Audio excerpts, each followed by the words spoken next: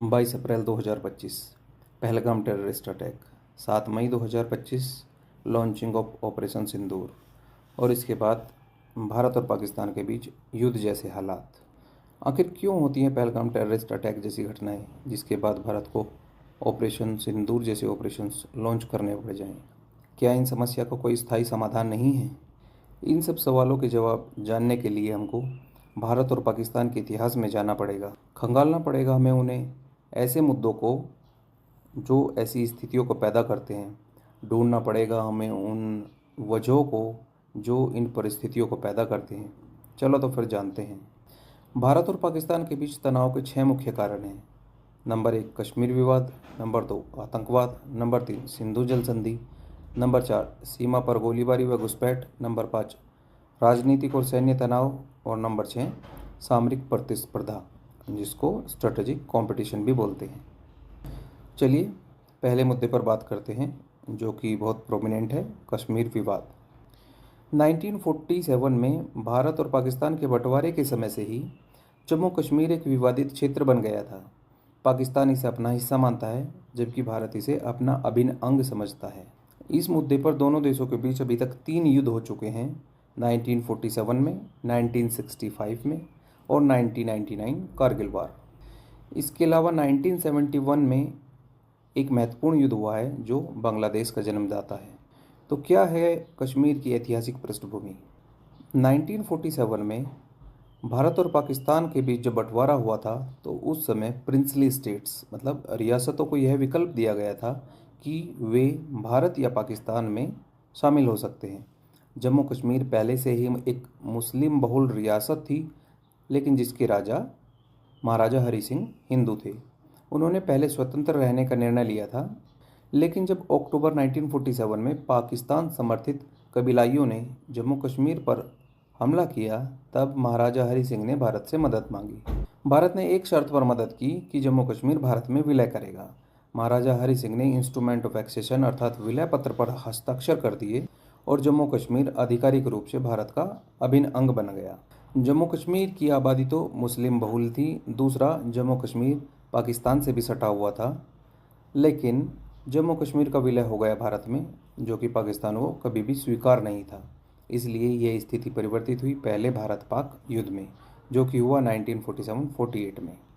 इस युद्ध में 1948 में यूनाइटेड नेशंस अर्थात संयुक्त राष्ट्र ने सीज फायर कराया और एक नियंत्रण रेखा अर्थात लाइन ऑफ कंट्रोल खींची गई।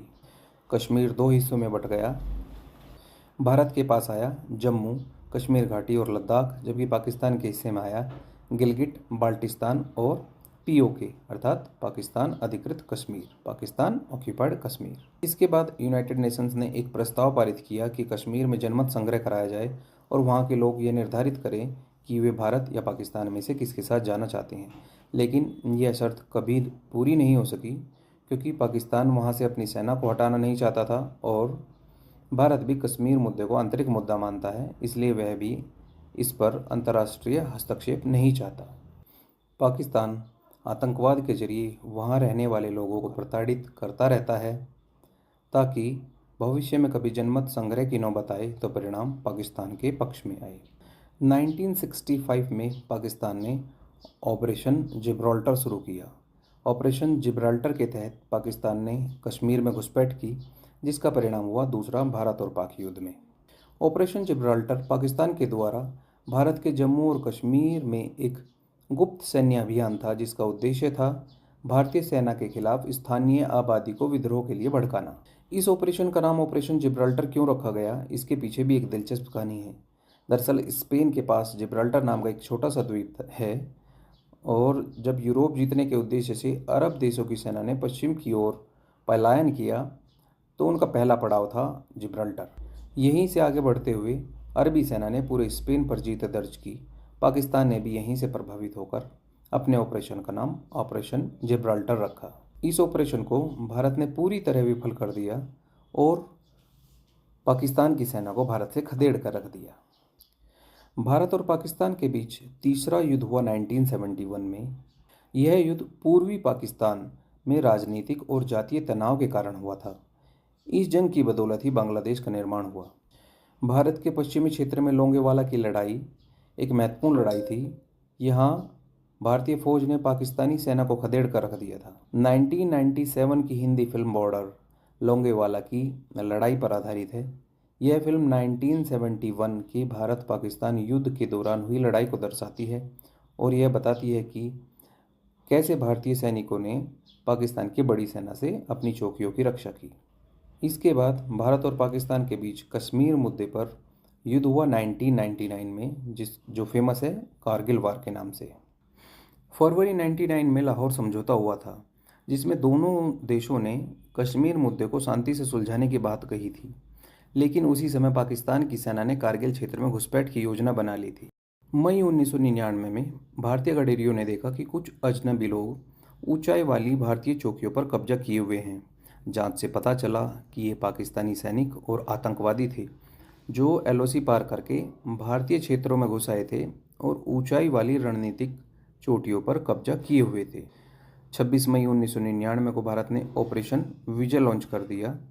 ऑपरेशन सफ़ेद सागर के तहत भारतीय वायुसेना ने बमबारी की। भारतीय सेना ने बेहद मुश्किल परिस्थितियों में 18,000 फीट तक की ऊंचाई पर लड़ाई लड़ी और पाकिस्तानी सैनिकों को वहां से खदेड़ कर रख दिया। यह युद्ध करीब 60 दिनों तक चला था, जिसमें कई भारतीय सैनिकों की जान गई थी। 26 जुलाई 1999 को भारत ने लगभग सभी पहाड़ियों पर कब्जा कर लिया था। इस दिन को अब कारगिल विजय दिवस के रूप में मनाया जाता है। इस युद्ध में भारत के 500 से ज़्यादा जवान शहीद हुए, जबकि पाकिस्तान को भी भारी नुकसान हुआ था। पाकिस्तान को अंतर्राष्ट्रीय स्तर पर आलोचना का भी सामना करना पड़ा और पाकिस्तान के तत्कालीन प्रधानमंत्री नवाज शरीफ और सेना प्रमुख परवेज मुशर्रफ के बीच मतभेद भी बढ़ गए थे। 5 अगस्त 2019 से पहले तक जम्मू कश्मीर को संवैधानिक रूप से एक अलग दर्जा प्राप्त था, लेकिन 5 अगस्त 2019 को भारतीय सरकार ने अनुच्छेद 370 को रिवोक कर दिया और जम्मू कश्मीर के 2 हिस्से हो गए, अर्थात जम्मू कश्मीर को 2 केंद्र शासित प्रदेशों में बांट दिया गया, जम्मू कश्मीर और लद्दाख। पाकिस्तान ने इसका भरपूर विरोध किया, अंतर्राष्ट्रीय मंचों पर इस मुद्दे को उठाया, लेकिन पाकिस्तान को कोई भी बड़ा समर्थन नहीं मिल पाया। भारत और पाकिस्तान के बीच तनाव का दूसरा मुख्य कारण है आतंकवाद। आतंकवाद एक ऐसा संगठित अपराध है जिसमें हिंसा, डर और तबाही के जरिए किसी राजनीतिक, धार्मिक या वैचारिक उद्देश्य को प्राप्त करने की कोशिश की जाती है।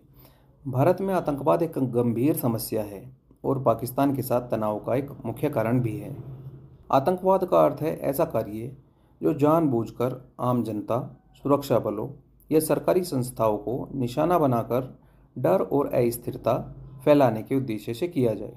आतंकवादी हमले का लक्ष्य होता है सरकार पर दबाव बनाना, लोगों में डर फैलाना और किसी विशेष विचारधारा को थोपना। भारत में 2 प्रकार का आतंकवाद है। नंबर 1 क्रॉस बॉर्डर टेररिज्म अर्थात सीमा पार आतंकवाद। नंबर 2 डोमेस्टिक टेररिज्म अर्थात घरेलू आतंकवाद। क्रॉस बॉर्डर टेररिज्म मुख्यतः पाकिस्तान से संचालित आतंकी संगठनों के द्वारा भारत में कराया जाता है। इसके मुख्य संगठन हैं जैसे मोहम्मद, लश्कर-ए-तोयबा, हिजबुल मुजाहिदीन, अल बदर मुजाहिदीन। 2001 में दिल्ली पर संसद हमला जैसे मोहम्मद ने कराया था। 2008 का मुंबई अटैक पाकिस्तान से संचालित आतंकवादी संगठन लश्कर-ए-तोयबा ने कराया था, जिसमें करीब 166 लोगों की जान गई थी। 2016 उरी अटैक सेना के कैंप पर हमला हुआ, जिसका जवाब भारतीय सेना ने सर्जिकल स्ट्राइक करके दिया। 2019 पुलवामा अटैक सीआरपीएफ के काफिले पर आत्मघाती हमला हुआ, जिसमें करीब 40 भारतीय जवानों की जान गई। भारतीय सेना ने एयर स्ट्राइक करके इसका बदला लिया था। भारत में 14 फरवरी वैलेंटाइन डे से ज़्यादा ब्लैक डे के रूप में फेमस है, क्योंकि 14 फरवरी 2019 को आतंकवादियों ने पुलवामा अटैक की घटना को अंजाम दिया था, जिसमें हमारे 40 जवान शहीद हुए थे। आतंकवादी घटना के पीछे मुख्य कारण होते हैं धार्मिक कट्टरता, राजनीतिक अस्थिरता, फॉरेन फंडिंग, सीमा पार समर्थन जैसे कि पाकिस्तान की आईएसआई एजेंसी, और सामाजिक असमानता और शिक्षा की कमी। भारत ने पाकिस्तान को FATF अर्थात फाइनेंशियल एक्शन टास्क फोर्स में ब्लैकलिस्ट कराने की कोशिश की है। FATF एक अंतर्राष्ट्रीय संस्था है जो मनी लॉन्ड्रिंग, टेरर फाइनेंसिंग और अन्य संबंधित खतरों से निपटने के लिए वैश्विक नीतियां तैयार करती है। इसकी स्थापना 1989 में G7 देशों के द्वारा की गई थी। FATF का मुख्य कार्य है मनी लॉन्ड्रिंग और आतंकवाद की फंडिंग को रोकने के लिए दिशा निर्देश बनाना, सदस्य देशों की निगरानी करना कि वे इन दिशा निर्देशों का पालन कर रहे हैं या नहीं, ग्रे लिस्ट और ब्लैक लिस्ट तैयार करना। ग्रे लिस्ट में ऐसे देश आते हैं जो सुधार तो कर रहे हैं लेकिन अभी खतरे में हैं। ब्लैक लिस्ट में ऐसे देश आते हैं जो FATF के नियमों का पालन नहीं करते और जिन पर आर्थिक प्रतिबंध लगाए जा सकते हैं। FATF में वर्तमान में 39 देश आते हैं। भारत 2010 से FATF का सदस्य है और उसने आतंकवाद की फंडिंग को रोकने के लिए कई बड़े कदम उठाए हैं। FATF की सूची में पाकिस्तान को कई बार ग्रे लिस्ट में भी डाला गया है। भारत और पाकिस्तान के बीच तनाव का तीसरा मुख्य कारण है सिंधु जल संधि। भारत और पाकिस्तान के बीच जल बंटवारे को लेकर 19 सितंबर 1960 को भारत के प्रधानमंत्री पंडित जवाहरलाल नेहरू और पाकिस्तान के राष्ट्रपति अयूब खान के बीच में समझौता हुआ था। यह एक ऐतिहासिक समझौता था जिसकी मध्यस्थता विश्व बैंक ने कराई। आइए इसे विस्तार से समझते हैं। सिंधु नदी प्रणाली या सिंधु जल प्रणाली में 6 प्रमुख नदियां हैं: सतलुज, ब्यास, रावी, सिंधु, झेलम और चेनाब। सतलुज, ब्यास और रावी पूर्वी नदियां कहलाती हैं, जबकि सिंधु, झेलम और चेनाब पश्चिमी नदियां कहलाती हैं। तो ये 3 पूर्वी नदियां अर्थात सतलुज, ब्यास और रावी भारत को दी गई, जबकि 3 पश्चिमी नदियां अर्थात सिंधु, झेलम और चेनाब पाकिस्तान को दी गई। लेकिन भारत को इन तीनों पश्चिमी नदियों का जल का उपयोग सिंचाई, पीने के पानी और बिना बहाव को रोके हुए जल विद्युत जैसे सीमित उपयोग की अनुमति है।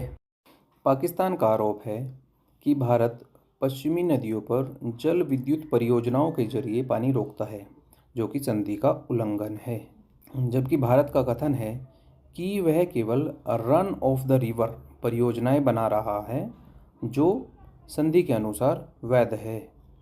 उदाहरण के तौर पर J&K का बगलिहार डैम और किशनगंगा प्रोजेक्ट जो कि झेलम की सहायक नदियों पर है।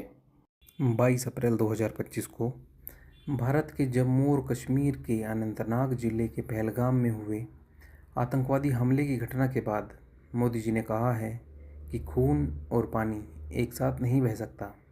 पाकिस्तान को अगर पानी चाहिए तो उसे आतंकवाद को हर हाल में रोकना होगा और भारत अब से हर एक आतंकवादी घटना को युद्ध की तरह लेगा। भारत और पाकिस्तान के बीच तनाव का अगला मुख्य कारण है गोलीबारी और घुसपैठ। नियंत्रण रेखा अर्थात लाइन ऑफ कंट्रोल पर अक्सर दोनों देशों के बीच गोलीबारी होती रहती है। भारत का आरोप है कि पाकिस्तान आतंकवादियों को भारत में घुसने में मदद करता है। तो चलिए इस मुद्दे पर भी डिटेल में बात कर लेते हैं। नियंत्रण रेखा भारत और पाकिस्तान के बीच कश्मीर क्षेत्र की अस्थायी सीमा है। यह 740 किलोमीटर लंबी है और 1972 के शिमला समझौते के बाद बनी है। क्यों होती है दोनों देशों के बीच में LOC पर गोलाबारी? भारत का आरोप है कि पाकिस्तान की सेना आतंकवादियों को भारत में भेजने के लिए गोलीबारी का सहारा लेती है ताकि भारतीय सेना व्यस्त हो जाए और घुसपैठ की कार्रवाई की जा सके।